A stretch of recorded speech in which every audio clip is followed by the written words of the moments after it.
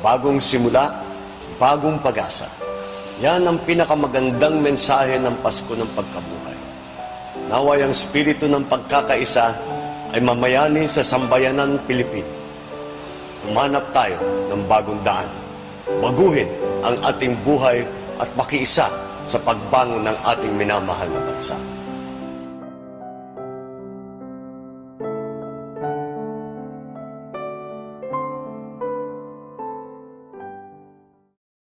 Ito ang aking mithiin, bayang busilak at mapayapa. Susugpuin ko ang mga sindikato ng droga at kriminalidad na nanggugulo sa ating lipunan. Bagong buhay na maginhawa. Bibigyan ko ng panahon ang paglikha ng trabaho, mga bagong pagkukuhanan ng enerhiya at ang pagpapayabong ng agrikultura. Para gumanda ang kita, bumaba ang presyo at gumaan ang buhay ng bawat pamilyang Pilipino.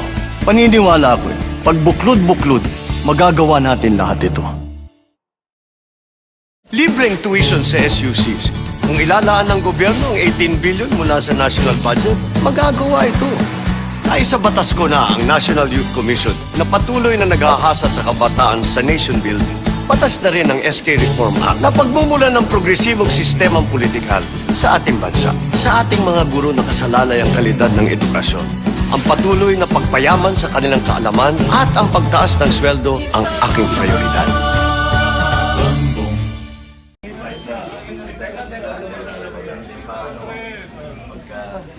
Ano nga ba bilang?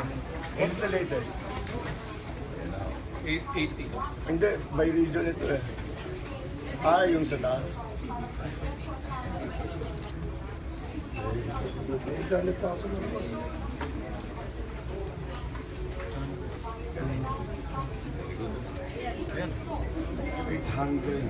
850.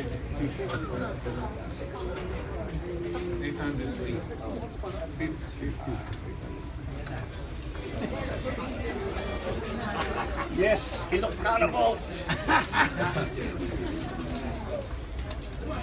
Okay, ano lang ang picture ha?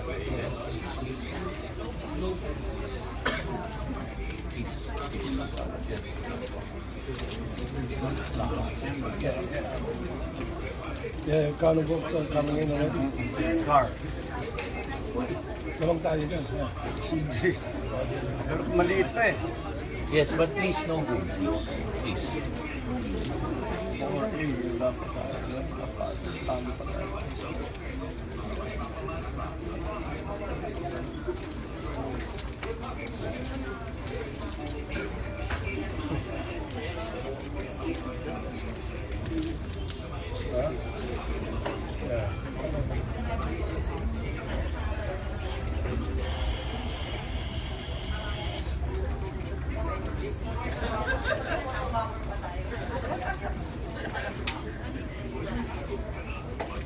Tapos isusumbong ko yung mga role ninyo. Papaliwanag sa kanila. Nasaan si Roy? Oo. Wala si Roy? Saan yung ano yun? Yung mabagsik. Wala si Roy? Ha? Tawagin nyo. Ay, nasaan siya?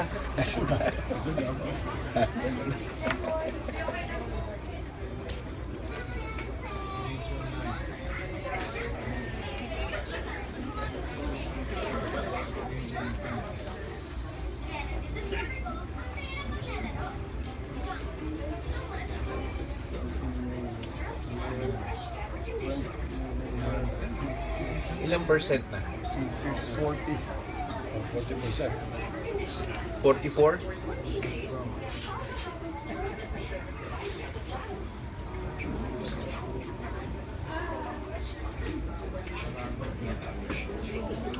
Maliit pa eh.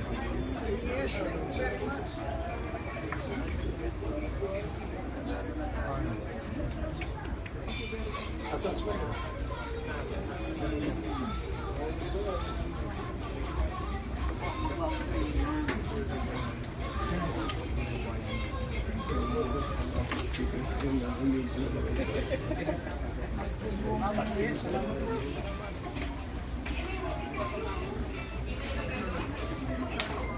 At ito ay kagaya ng nabanggit, ako ay chairman sa committee ng local government sa Senado. Dahil ako yung local government, at ako'y paikot-ikot po sa iba't ibang lugar. At lagi kong pinupuntahan ang ating mga LGU officials, hindi lamang yun para makipag-usap din sa taong bayan. Dahil nahirap naman po kung nakakulong lang dun sa opisina sa Senado, hindi natin malalaman kung ano ba talaga ang mga nangyayari sa kapaligiran. Kaya ito po ay patuloy na aking ginagawa, lalo na ngayon, na sa susunod na linggo, yung mga 2 weeks, magsimula na ang campaign period at talagang todo-todo na ang kampanya. Pero sa ngayon ay lagi ko nga napapag-usapan. Ang ating napapag-usapan, tinatanong ko po sa ating mga kababayan kung ano yung kanilang mga problema, ang kanilang mga hinain, ano sa palagay nila, magkukulang ng gobyerno para magawa po natin lahat ng maaaring gawin para pagandahin po ang buhay dito sa Pilipinas. Alam niyo po, nakakalungkot, yung mga naririnig ko na sinasabing issue, parang hindi na nagbago. Dami natin naririnig. Kakulangan sa kulang mataas ang presyo ng bilihin, kulang ang trabaho, maraming mahirap, kulang ang eskwelahan, kulang sa pagka nasa labas naman tayo, may pinagpapag-usapan na naghihingalo yung ating agrikultura. Parang nakakalungkot dahil parang ang tagal na nating pinag-uusapan itong mga problemang ito, bakit hanggang ngayon andito pa rin tayo? At sinasabi ko, hindi naman siguro dapat ganun dahil ang mga Pilipino, gagaling naman ang Pilipino, lahat na ng buong mundo napuntahan ko na. Wala pa akong nakilala na lahi na kagaya ng Pilipino na matalino, masipag, mabait, hindi magnanakaw. Yan ang mga, kaya tayo kinikilala ng mga employers kaya kinukuha. Kaya dami na 10 milyon ng OFW natin dahil gusto tayo at alam ng mga employer na ang gagaling ng Pilipino.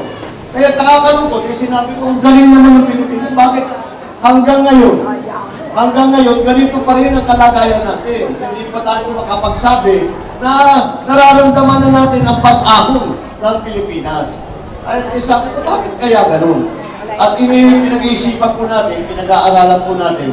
Ito nga, ang aking, para sa akin, ay ang nagiging problema ko ay hindi na po tayo nagkakaisa bilang isang lahi, bilang mga mamamayang Pilipino. Dahil po, sa nakaraang ilang taon, ang ating mga leader, imbis na tayo ay pinagkakaisa, pinag-aaway-away tayo, pinaghihiwa-hiwalay tayo, nawawatak-watak po yung lipunan natin. At ginagawa lamang ito, alang-alang sa politika. Ay pinasasabihin, dito kami, basta dito kami lang kung kasali, kayo hindi kayo kasali, hindi kayo pwede. Sabi ko, wala talagang mangyayari kung ganun. Kasi pinaghahati-hati tayo sa iba't ibang grupo. Kapag nakahati tayo sa ibang grupo, maliit ang magagawa ng bawat grupo. Ngunit, sa palagay ko, at nakita naman natin ito sa nakaraan, nagawa natin na ibalik sa pag-iisip, hindi lamang na sa taong bayan, kung hindi pati na sa ating mga, lalo na sa ating mga leader, at ipaalala natin na dito naman, kailangan maunawaan natin na ang magmamahal sa Pilipino, Pilipino rin. Ang tutulong sa bansang Pilipinas, tayo rin mga Pilipino. Kaya kailangan, yung mga pamumulitika, nakakapagtaka, isang politiko nagsasabi nito. Pero sinasabi ko, pagka namumuliti, yung mga namumulitika, isang tabi na muna yan. Kapag tapos na ang halala, kapag alam na natin kung sino yung mga bago nating leader, dapat isang tabi na natin yung politika, balikan po natin ang tunay na aming trabaho, na aming trabaho na may sumpa, na ayusin ang kapakanan ng taong bayan. Hindi po tumutulong lamang sa kalyado, kapartido, kasama sa grupo. Hindi po dapat ganun. Alam naman natin, tayo mga Pilipino, merong Ilocano, merong Tagalog, merong Bisaya, Waray-waray. Bicolano, lahat, at marami tayong pinanggalingan. Pero, huwag natin kakalimutan, ang punot-dulo nitong lahat, tayo ay Pilipino. At kapag dapat ang ating pag-iisip, hindi na bale kung anong partido pinanggalingan ng isang tao, hindi na bale kung sino ang kanilang ibinoto, hindi na bale kung sino ang kanilang kinambanya, basta Pilipino, mahal ko yan, kakampi ko yan. Yan ang pag-iisip ko. Kaya, dito po sa aking pag-ikot-ikot, yan na rin ang naging advokasya ko. Ang naging advokasya ko, ang pagkakaisa ng sambayan ng Pilipino. Dahil ang pagkakaisa sa aking pananaw, ang tanging paraan para maramdaman ulit ng ating bansa ang progreso. Maramdaman ulit ang pagbabago, ang pagpaganda ng buhay. Kaya po, yan ang aking sinisimulan. Akala ng marami, kinakampanya ko yung sarili ko. Kasama na rin yun. Kasama na rin yung pagkampanya sa darating na ilang linggo. Pero, ang talagang ipinaglalaban ko, yung talagang panindigan ko, ay itong ilusan na dapat natin simulan na ipagkaisa muli ang sambayan ng Pilipinas. Yan po. Sangayon po ba kayo? Sa tulong po ninyo, sa suporta ninyo, dito na natin simulan sa Barangay Tumana. Dito na natin simulan ang pagkilos para masimulan na ang pagsama-sama, pagtutulungan, pagkapit-busy ng mga mamamayang Pilipino para naman makikita sasabihin ng tao ay tayo ay isang bansa, isang diwa, isang gawa. Yan po ang dapat balikan na pag-iisip. Pagka nangyari po yun, babalik po respeto sa Pilipino, hindi lamang dito sa Pilipinas, kung hindi sa buong mundo. Tayo naman mga Pilipino, magmamalaki natin. Tayo ay Pilipino, taas noo kahit na kanino. Sa tulong po ninyo, sa suporta po ninyo, simulan na natin itong kilusan na pagkakaisa at lahat po ng ating mga layunin, lahat ng ating pangarap ay makakamtan po natin kapag tayo ay nagkaisa muli. Maraming salamat sa inyo. Magandang hapon po sa inyong lahat. Maraming salamat sa inyong pagdalo. Maraming salamat sa inyong ibinigay sa akin sa loob. Magandang hapon po.